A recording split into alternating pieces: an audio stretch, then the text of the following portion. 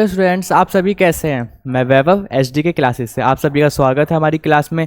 हम क्या कर रहे थे, चैप्टर 5 में हमने अब तक क्या पढ़ा था, बैलेंस डाइट पढ़ा था, मैक्रो, और हमने क्या पढ़े थे, माइक्रो न्यूट्रिएंट्स पढ़े थे। हमें पता है कि हमारी क्लास क्या हो रही थी, डिले हो रही थी, वो कुछ हमारी प्रॉब्लम्स थी उसकी वजह से हमारी डिले हो रही थी। चलिए, लेकिन अब हम स्टार्ट करते हैं। अब हमने हाफ चैप्टर तो पढ़ लिया था, अब पार्ट 2 में हम क्या पढ़ने वाले हैं, nutritive and non nutritive components of diet. ये उसके आगे के क्या है, कुछ थोड़े और टॉपिक्स हैं इसके साथ छोटे थोड़े, तो हम इसे क्या कर लेंगे, जल्दी कवर कर लेंगे। चलिए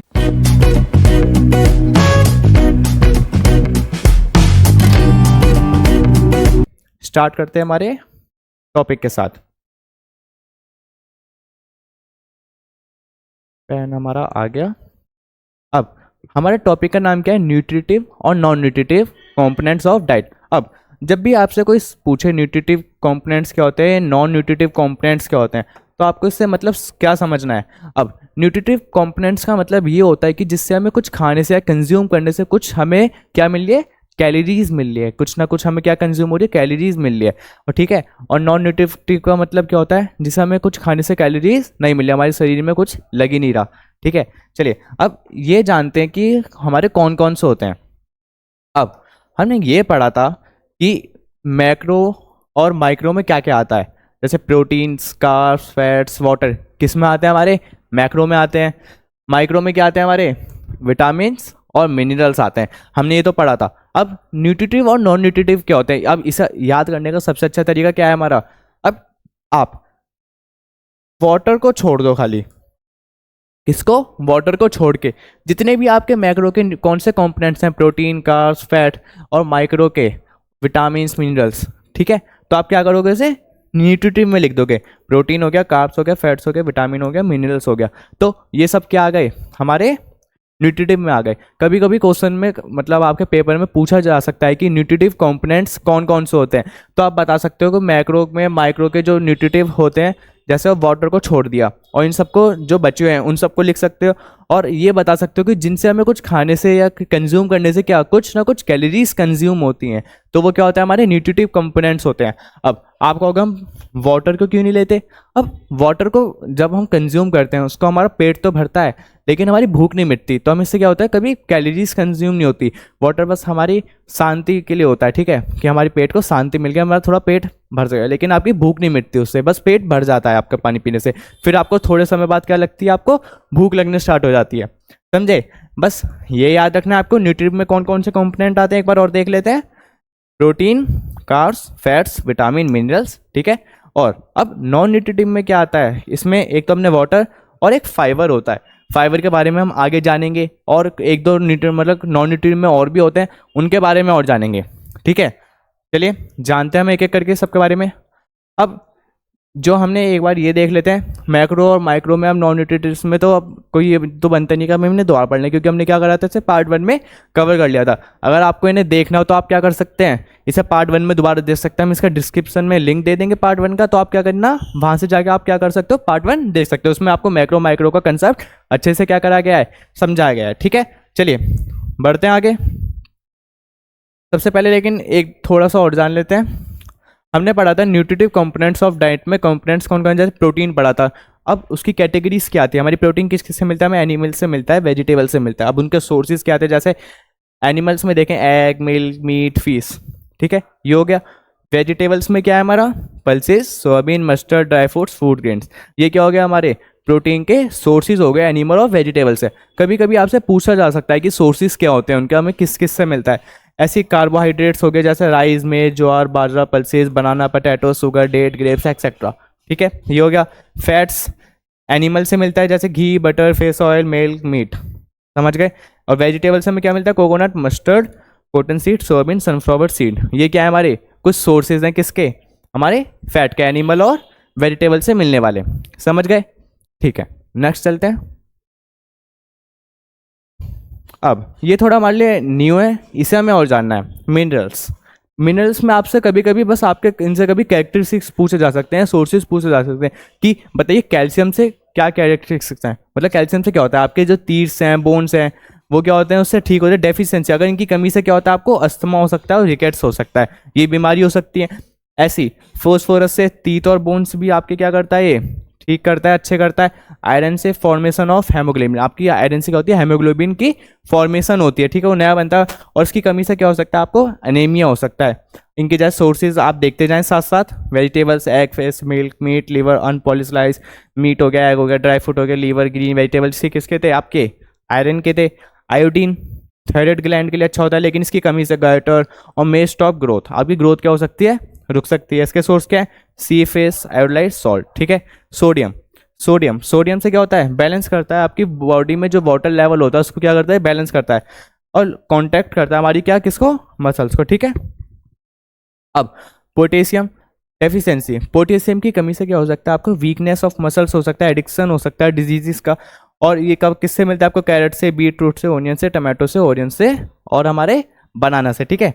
और सल्फर से क्या मिलता है हमें, help cells of the body, आपकी जो सेल्स होती हैं बॉडी के अंदर उनको हेल्प करता है फॉर्मेशन करने में, जैसे हेयर और नेल के लिए सल्फर अच्छा रहता है। और ये आपको egg, radish, pulses, carrot, peas, spinach और टमाटो से मिलता है, समझ गए, ठीक है। बस हमें इसे नॉर्मली बस इतने इसके कैरेक्टरिस्टिक्स याद करने हैं, एक दो कैरेक्टरिस्टिक्स याद कर सकते हैं आप इसके, बस वही इसके नॉर्मल था। अब अब हमारा आता है कौन सा, non nutritive components of diet. अब इसमें सबसे पहला आता है का फाइबर, जिसे हम क्या अभी बोलते हैं, रफेज। अब इसे ध्यान से समझते हैं, फाइबर रफेज होता क्या है। फाइबर जैसे आपने देखा होगा कि हम क्या बनाते हैं, कभी कभी शेक्स बनाते हैं, जैसे अनार का जूस बना लिया।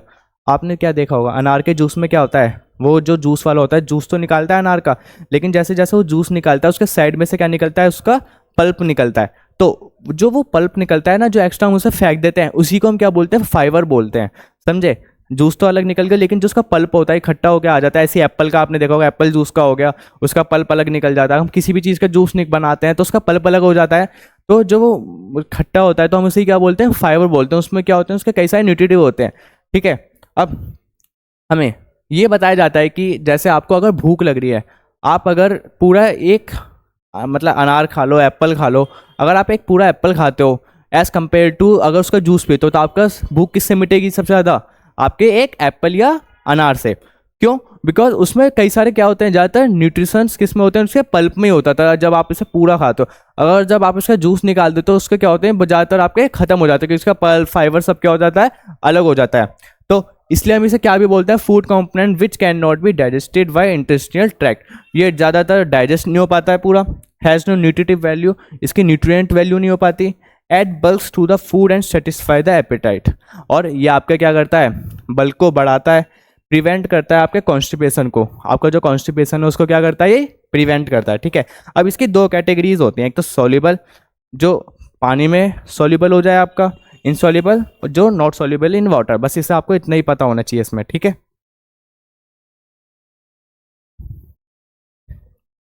ठीक है, ऐसी वाटर है हमारा, वाटर में हमें पढ़ना है एसेंशियल कंपोनेंट ऑफ डाइट। ये क्या है हमारा, एसेंशियल कंपोनेंट ऑफ डाइट, इसके बिना तो हम जी नहीं सकते, क्योंकि पानी तो हमारे लिए बहुत जरूरी है, ठीक है। Blood comprise of 90% of water, आपको पता है हमारे शरीर में जितने खून हो 90% क्या है हमारा, ब्लड, मतलब वो क्या है, वाटर, पानी है। रेगुलेट बॉडी टेम्परेचर, हमारे बॉडी के टेम्परेचर को क्या करता है, पानी रेगुलेट करता है, वाटर, ठीक है। फंक्शंस है लुब्रिकेंट, इसके लुब्रिकेंट कुछ फंक्शंस हो जाए, कीप स्किन मॉइस्ट, आपकी जो स्किन है उसमें मॉइस्ट बना रहे, नमी रहे। प्रोटेक्ट करता है हमारी बॉडी को फ्रॉम शॉक से, 20% from food and 80% from water intake. हम 20% फूड क्या करते हैं, टेक इनटेक करते हैं, और 80% क्या करते हैं, हम पानी पीते हैं, समझ गए, इसलिए कहते हैं पानी ज़्यादा पीना चाहिए। अब एक और आता है हमारा कलर कंपाउंड। आपने कलर कंपाउंड देखा होगा कि घरों में हम क्या करते हैं कि हम कलर कंपाउंड यूज़ करते हैं, जैसे जलेबी हो गई, जलेबी को हम कैसे बनाते हैं, उसमें कुछ ना कुछ हम क्या करते हैं, कलर डालते हैं। और भी ऐसे कई सारे खाने के हमारी वेराइटीज़ होती हैं जिसमें हम क्या करते हैं, कलर कंपाउंड यूज़ करते हैं। उस कलर कंपाउंड को यूज़ करने, जैसे आइसक्रीम्स में भी करा जाता है कि हम फ्लेवर्ड, मतलब उसमें कलर डाल दिया, उससे उसकी मतलब वो स्वादिष्ट तो नहीं बनता, और वो उससे क्या करता है, कलर बढ़ जाता है और डिलीशियस लगता है देखने में, लेकिन उसकी न्यूट्रिटिव वैल्यू नहीं बढ़ती, क्योंकि उसमें ना कोई कैलोरीज होती, ना उससे हमें फ़ायदा होता है, ना उसमें कुछ विटामिन होते हैं, बस खाली आपका कलर चेंज करने के लिए होता है। कलर कंपाउंड्स क्या होते हैं, जैसे food becomes more appetising and attractive by colours, natural pigments of found in fruits and vegetables में आपको दिखता है। The colours from animal products and grains are less bright, समझ गए। ऐसी अब हमारा एक फ्लेवर कंपाउंड होता है, फ्लेवर कंपाउंड में आपने देखा होगा, जैसे हमारी कोल्ड ड्रिंक्स हो गई, आइसक्रीम्स हो गया, हम इसमें क्या करते हैं, फ्लेवर कंपाउंड डालते हैं। ऑरेंज हो गया, मैंगो हो गया, स्ट्रॉबेरी, इसका क्या करते हैं हम, कई सारे वनीला होता है इसका, आपने देखा होगा फ्लेवर कंपाउंड्स आते हैं, उसका स्वाद आ जाता है उसमें। तो ये क्या होता है, ये भी आपके ज़्यादातर न्यूट्रिटिव वैल्यू में नहीं होते। जैसे flavours are derived from the both nutritive and non nutritive components of food. कुछ ये न्यूट्रिटिव्स भी होते हैं, कुछ ये नॉन न्यूट्रिटिव भी होते हैं। एसिडिक फूड प्रोवाइड सोर टेस्ट, कुछ जो एसिडिक फूड होते हैं वो आपको खट्टापन लाते हैं, सोर टेस्ट लाते हैं। लेकिन जो एल्कलाइन फूड होते हैं वो प्रोवाइड बिटर टेस्ट, कड़वा। समझ गए? ऐसी प्लांट कंपाउंड होते हैं, जैसे plant contain other non nutritive substance, जैसे टी हो गया, कॉफ़ी हो गया। हम इसमें क्या करते हैं, आपका कलर बदल देता है। टी जैसे हम करते हैं, चाय बनती है, चाय पत्ती आती है, ऐसी कॉफ़ी होती है, कंटेन्स क्या करती है अपने साथ, कैफीन कंटेन करती है। तो इनमें क्या होता है, ज़्यादातर न्यूट्रिटिव और न्यूट्रिटिव कंपोनेंट्स इसमें नहीं पाए जाते और किसी में पाए जाते हैं। समझ गए? ठीक है, नेक्स्ट चलते हैं। अब एक हमारा नया टॉपिक स्टार्ट होता है, कौन सा हमारा, कौन सा स्टार्ट हो रहा है, हेल्दी वेट। हमने अपने प्रीवियस पार्ट में, हमने पार्ट 1 में ये पढ़ा था कि बैलेंस डाइट, बैलेंस डाइट का हमने पढ़ा था कि अगर हम हर फूड मतलब अच्छे से इनटेक करें, हमने कई सारे वो पढ़े थे ग्रुप्स, कार्बोहाइड्रेट, प्रोटीन, विटामिन, हम इसका हर कंपोनेंट को अगर अच्छे से क्या करें, टेक करें, मतलब इनटेक करें अपनी किसके लिए, डाइट में अगर अच्छे से लेते हैं, तो हमारा क्या बनता है, एक हेल्दी वेट बनता है। अब हेल्दी वेट, अब कुछ लोग समझते हैं हेल्दी मतलब क्या होता है, मोटे लोग। नहीं, हेल्दी मतलब क्या होता है, जो बिल्कुल फिट होते हैं, बिल्कुल बॉडी में क्या होते हैं, फिट होते हैं, जो अच्छी डाइट कंज्यूम कर रहे हैं, सारे कंपोनेंट्स अच्छे से क्या कर रहे हैं, मेजर करके ले रहे हैं, तो उन्हें क्या बोलते हैं, हेल्दी वेट बोलते हैं, जो हेल्दी लोग होते हैं। हेल्दी मतलब वो नहीं होता जो मोटे लोग होते हैं, ठीक है। अब हेल्दी वेट का मतलब क्या होगा, healthy weight is considered to be one that is between 18.5 and 24.9 according to BMI। अब हमें BMI के बारे में जाना है, बॉडी मास इंडेक्स। अगर बॉडी मास इंडेक्स के अकॉर्डिंग अगर आप 18.5 से 24.9 के इसमें बिटवीन में आते हो, तो आपका क्या है, आपका बॉडी वेट बहुत अच्छा है। अगर बट कंसीडर ओवर वेट, अगर आप क्या करोगे, BMI अगर आपका किस में आता है 25 से 29 के बीच में, तो आप क्या हो, ओवर वेट हो।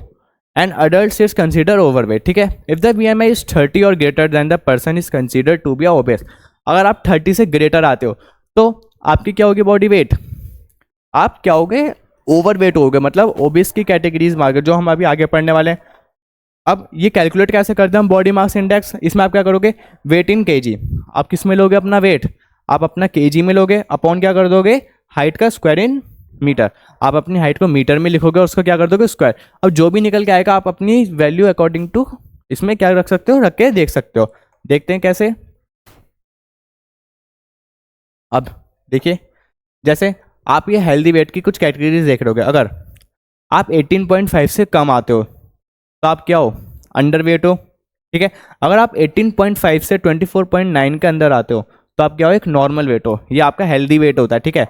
अब आप 25 से 29.9 के अंदर आते हो तो आप क्या हो, ओवर वेट, ठीक है। अब 30 से 34.9 के अंदर आते हो तो आपकी कौन सी कैटेगरी स्टार्ट होती है, हो भाई, मतलब ओवर वेट स्टार्ट हो जाता है आपका, ठीक है। ये कैटेगरी अच्छी नहीं होती है, तो इसमें क्या आ जाते हैं लोग, इसमें आगे आ जाते हैं। अब अगर आपका 35 से क्या है, आपका 35 से क्या है, अगर आप इससे भी ज़्यादा हो जाते हो तो आपका क्या हो जाता है, एक्सट्रीम ओबिस में आप जाते हो। आपकी कैटेगरीज बन जाती है, ओबिस 1, ओबिस 2, ओबिस 3, तो आपकी कैटेगरीज डिफरेंट हो जाती है। इसमें आपका क्या होता है, आपकी डेथ के भी चांसेस होता है, क्योंकि आप जितने ज़्यादातर मोटे होते जाओगे आप में बीमारियाँ आती जाएंगी, ठीक है। ये समझ गए आप कैटेगरीज, ठीक है। बस इसमें नॉर्मली हमें कैटेगरीज ही जाननी थी कि कौन किस में आता है, ठीक है। अब नेक्स्ट पे चलते हैं हमारे, नेक्स्ट है हमारा methods to control healthy body. अब हम अपनी हेल्दी बॉडी को कैसे कंट्रोल करें, मेथड कौन कौन से, जैसे set an appropriate goal for weight loss. Weight loss के लिए हमें क्या बनाने हैं, एक सेट करने हैं अप्रोप्रिएट गोल्स, हमें ऐसे सही मायने में गोल्स बनाने हैं जिससे हमारा क्या हो सके, वेट लॉस हो सके, ठीक है। Cut your calories and live in active lifestyle, हमें क्या करना है, कैलोरीज को कट करना है, हमें खाने में से कैलोरीज को सही से मतलब नाप के लेनी है, और हमें क्या जीना है, एक एक्टिव लाइफस्टाइल जीना है, हमें नॉर्मली लेजी नहीं रहना है, हमें एक्टिवली कुछ ना कुछ काम करते ही रहना है, ठीक है। Third, do regular exercise like gym और योगा, हमें क्या करना है, रेगुलर एक्सरसाइज करनी है, जैसे जिम हो गया, योगा हो गया।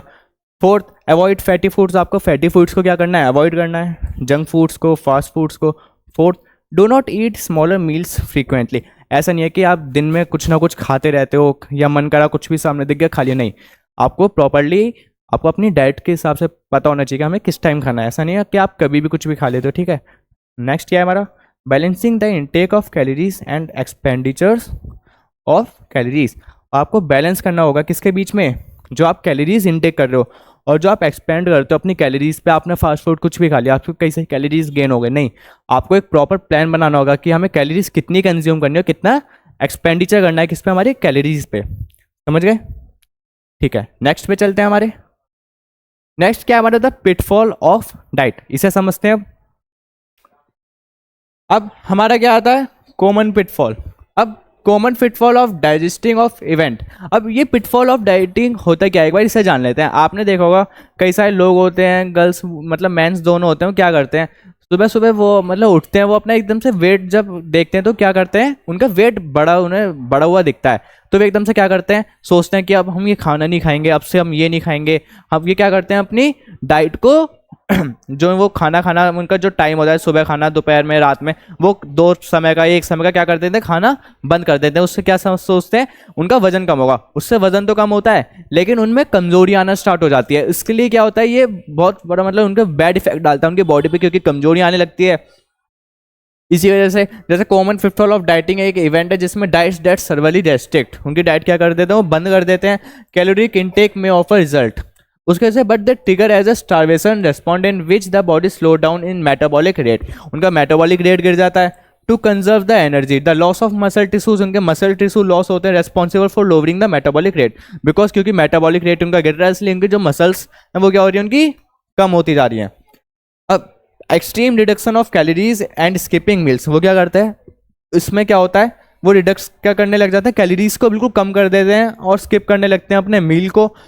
And restriction of सर्वल meals in our dieting like जैसे कार्बोहाइड्रेट एंड फैट, और कार्बोहाइड्रेट और फैट को क्या कर देते हैं, वो खाना बंद कर देते हैं, बिकॉज लेकिन ये तो बहुत जरूरी होता है हमारे शरीर के लिए, एनर्जी के लिए और किसके लिए, मसल्स ग्रोथ के लिए, ठीक है।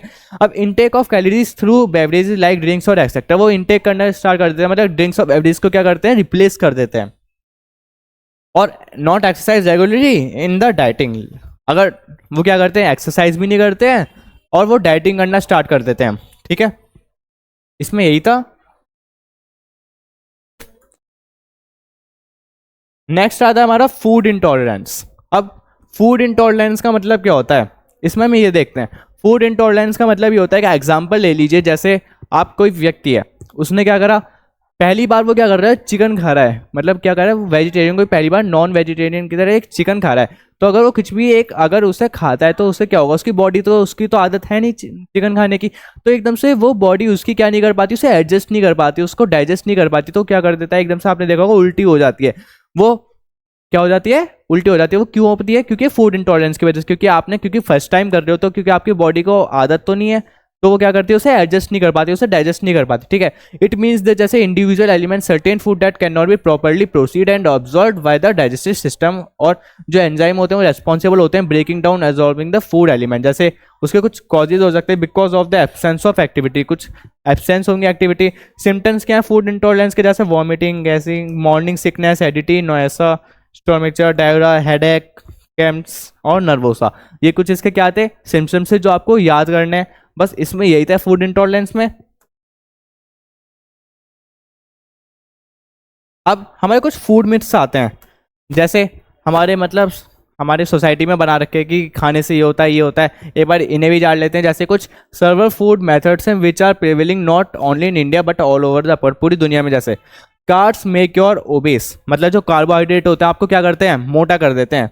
नहीं, ये गलत बात है। कार्बोहाइड्रेट्स आपको क्या करते हैं, एनर्जी प्रोवाइड कराते हैं, तो ये तो मोटापा करते ही नहीं है, ठीक है। ऐसी fried food is harmful, fried food क्या हमारे लिए हार्मफुल होता है, नहीं, फ्राइड फूड हमारे लिए हार्मफुल नहीं होता।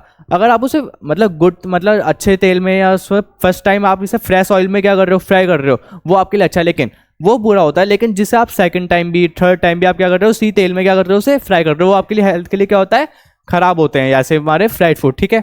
ऐसी third, eggs increase cholesterol level. Eggs आपकी कोलेस्ट्रॉल लेवल को नहीं बढ़ाते। एग्स खाने से आपको क्या मिलता है, प्रोटीन मिलता है, तो ये कोलेस्ट्रॉल लेवल हमारे बढ़ा ही नहीं सकते, तो हमें क्या मिलता है, एग से प्रोटीन मिलता है, ठीक है। ऐसी drinking while eating make your fat. अब खाना खाते समय अगर आप पानी पीते हो तो ये भी मान जाता है कि आप मोटे हो जाते हो, ऐसा कुछ नहीं होता। वो खाना खाते समय आप जब पानी पीते हो तो वो आपको थोड़ा पेट तो भर देता है, आपको क्या होता है उससे कम भूख लगती है, लेकिन वो आपको मोटापा नहीं करता, आपका पेट भर देता है बस। ठीक है, ये भी नहीं है कि आप बस, वो तो जरूरी होता है कि अगर खाना अटके तो आप पानी नहीं पियोगे अगर मोटे हो जाओगे, ऐसा नहीं होता। ठीक है, fifth, don't take milk immediately after eating the fish. ऐसा माना जाता है कि फिश खाने से पहले या फिश पीने से पहले आपको, अगर आप दूध पीते हो तो आपको कई तरीके की बीमारी हो सकती हैं। अब ये बीमारी ऐसा नहीं होता है, वैसे आप बता सकते हो कौन सी बीमारी, आप इसे कमेंट सेक्शन में बताइए कि ऐसा करने से आपको फिश खाने से कौन सी बीमारी होती है ऐसा करने से। ये कुछ हमारे फूड मिट्स थे। अब इंपॉर्टेंस आती है हमारी of diet in sports. Sports में हमारी डाइट की क्या इंपॉर्टेंस है, क्या इसका रोल है। ठीक है, अब diet play a private role in the athletes performance of overall wellbeing. अब डाइट एक बहुत बड़ा क्या करती है, प्रोवेंट रोल निभाती है, बहुत अहम रोल निभाती है किसके लिए, एथलीट्स की परफॉर्मेंस के ओवरऑल। अब डाइट, वो आपने देखा होगा कोई जो एथलीट्स होते हैं उनके लिए डाइट चार्ट बनाए जाते हैं, जो उनके डाइट मतलब डाइट शीट्स होते हैं जो उनके उन्हें ऑर्गेनाइज कराते हैं, उनके लिए क्या बनाते हैं, डाइट चार्ट बनाते हैं, पूरा डाइट प्लान बनाते हैं जिनके अकॉर्डिंग उन्हें चलना होता है। अगर वो नहीं चलते तो उनकी परफॉर्मेंस पे क्या होता है, एडवर्स इफेक्ट्स पड़ते हैं कि आप नहीं कर पाओगे ऐसे परफॉर्मेंस। अगर आपको अच्छी परफॉर्मेंस करनी है तो आपको ये डाइट फॉलो करनी होती है। उनके डाइटिशियंस होते हैं कई सारे, तो वो क्या करते हैं, उनके लिए कई सारे डाइट प्लान्स बनाते हैं जो इनकी परफॉर्मेंस को क्या कर सके, एनहांस कर सके। ऐसी proper nutrition is essential during all stages of sports. अब प्रॉपर न्यूट्रिशन लेना चाहिए हमें किसके लिए, ड्यूरिंग स्टेजेस ऑफ स्पोर्ट्स। जैसे जैसे आपकी स्पोर्ट्स लेवल बढ़ जाती है तो आपको एक न्यूट्रिशन प्रॉपरली लेना चाहिए, नहीं कि आपने कुछ भी ले लिया, आपको एक प्रॉपरली न्यूट्रिशन लेना करना चाहिए। जैसे including preparation, competition and recovery. जैसे प्रिपरेशन के समय, कॉम्पिटिशन के समय और रिकवरी के समय, ये हम आगे पढ़ेंगे। Why nutrition for players, players को न्यूट्रिशन क्यों जरूरी है। Players need a lot of energy, players को क्या होती है, लॉट ऑफ एनर्जी की नीड होती है। कब, while playing, because during exercise metabolism और chemical changes take place. Because क्यों, जब प्लेयर खेलते हैं तो उनके जब एक्सरसाइज करते हैं वो उनका मेटाबॉलिज्म और केमिकल चेंजेस होते हैं उनके बॉडी में, एज ए रिजल्ट उसके रिजल्ट में they need more energy which can be supplied with food. अब उस समय उनको क्या पड़ती है, एनर्जी की बहुत ज़्यादा नीड पड़ती है, तो वो क्या करते हैं, अपनी इस एनर्जी की नीड को पूरी करने के लिए वो क्या करते हैं, फूड इनटेक करते हैं। फूड की वजह से उनके क्या होते हैं, और न्यूट्रिएंट्स को उनकी एनर्जी उन्हें वापस मिलती है। If energy is not provided, अगर एनर्जी क्या नहीं होती, प्रोवाइड नहीं होती, द टिश्यूज आर यूटिलाइज, तो वो क्या करते हैं, उनके टिश्यूज को यूटिलाइज करते हैं। एज अ रिजल्ट उनका जो नेचुरल फेस होता है वो प्रॉब्लम इन बेस्ट प्रेजेंटेशन, और वो बेस्ट प्रेजेंटेशन अपनी नहीं दे पाते किसमें, अपने अपने कंपटीशन में। जब वो किसी समय खेल रहे होंगे तो अगर उन्हें अच्छे से उन्होंने प्रॉपर इनटेक नहीं करा होगा फूड का, तो वो टिश्यूज को क्या करेंगे, यूटिलाइज करेंगे, तो वो अपनी परफॉर्मेंस अच्छे से क्या नहीं कर पाएंगे, नहीं दे पाएंगे, तो उनकी क्या हो जाएगा, गेम उनका खराब हो जाएगा। ठीक है, अब importance of diet in sports में हमारा एक आता है प्री कॉम्पिटिशन ऑफ डाइट। अब कॉम्पिटिशन से पहले हमें कौन कौन सी कैसे डाइट इनटेक करनी चाहिए उसके बारे में पढ़ते हैं। सबसे पहले बिफोर द इवेंट, हमारे गेम स्टार्ट होने से पहले एथलीट्स क्या करते हैं, should focus on consuming nutrient rich foods to optimise energy level and endurance. वो कैसे फूड लेना पसंद करते हैं, जब ऐसे फूड उन्हें लेने चाहिए प्री कॉम्पिटिशन से पहले जिनसे उनकी क्या हो सके, एक उन्हें कंज्यूम कर सकें, ऐसे न्यूट्रिएंट रिच फूड ऐसे कंज्यूम कर सकें जिन्हें एनर्जी प्रोवाइड हो, क्योंकि खेलने से पहले उन्हें क्या चाहिए, एनर्जी, कई सारी चीज़। जब वो अपने कॉम्पिटिशन में जाए तो वो एक एनर्जी दिखा सकें उसमें। जैसे कार्बोहाइड्रेट से हमें एनर्जी मिलती है, should be the maintain providing a strategy source of fuel for muscles. वो अपने क्या ज़्यादातर क्या कंज्यूम करते हैं, वो कार्बोहाइड्रेट कंज्यूम करते हैं। Third, lean protein aid in muscles repair and recovery while also supporting immune function. अब जो प्रोटीन होता है ये मसल्स रिपेयर करता है हमारी रिकवरी वाइल सपोर्टिंग क्या, इम्यून फंक्शन, हमारे इम्यून फंक्शन को भी क्या करता है, ठीक करता है। एडुकेट हाइड्रेशन, अपने शरीर को क्या करना पड़ता है, हाइड्रेट रखना होता है। जो athletes should aim to maintain optimum fluid level, और वो अपने लेवल को बनाए रखते हैं, किसके, हाइड्रेशन लेवल को बनाए रखते हैं, वाटर की उनमें मतलब पानी की कमी ना हो शरीर में। ठीक है, अब हमारा आता है during competition of diet, staying hydrated is paramount during sports activities to prevent performance decline. उन्हें क्या करना है, हाइड्रेटेड रहना है हर समय, क्या होना है, हाइड्रेटेड रहना है, उन्हें पानी पीते रहना है, बीच बीच में ड्रिंक्स हो गए तो उन्हें क्या करना है, अपने शरीर को हाइड्रेशन रखना है, बिकॉज उनकी परफॉर्मेंस खराब हो सकती है अगर वो डिहाइड्रेट हो जाएंगे तो।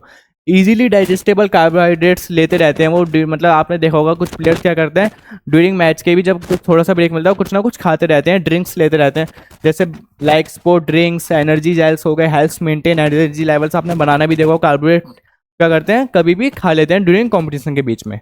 सम एथलीट्स में benefit from consuming just small easily digestible snacks हो गए ड्यूरिंग आपके प्रोलॉन्ग्ड इवेंट्स। समझ गए?